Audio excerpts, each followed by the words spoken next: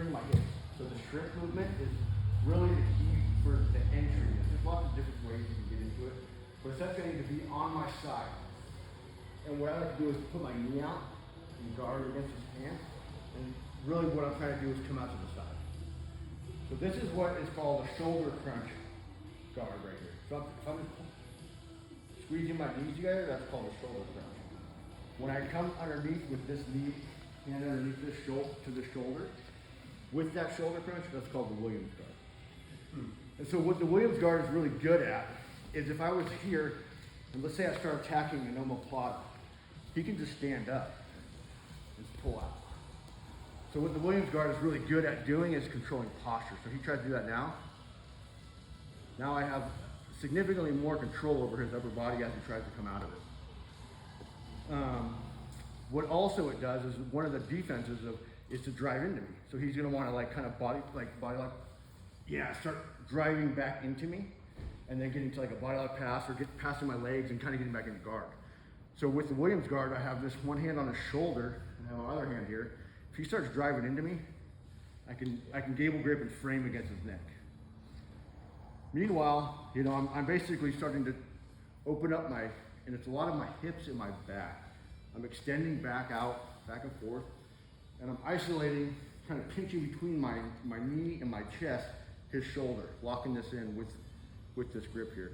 But what I'm doing is there's lots of attacks, and Kimura is right here.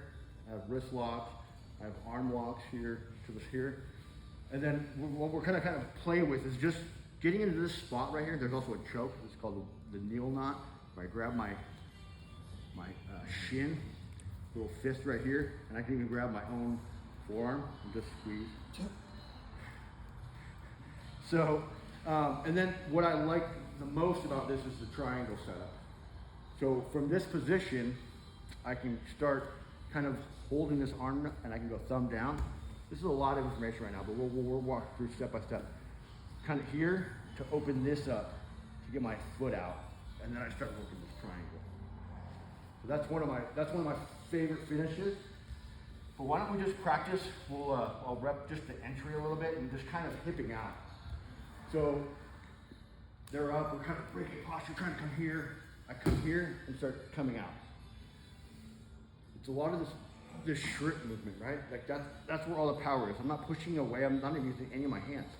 I'm squeezing my thighs together and I'm extending out with my back.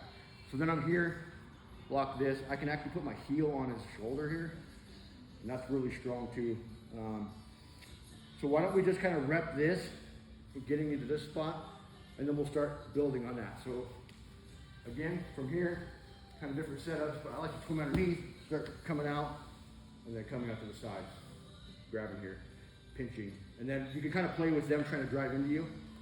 We'll just rep this a few times. You guys got any questions about the entry? And then we'll start some submissions after that. Break up in two, and then we'll start repping that entry. Ready? 1, 2, 3.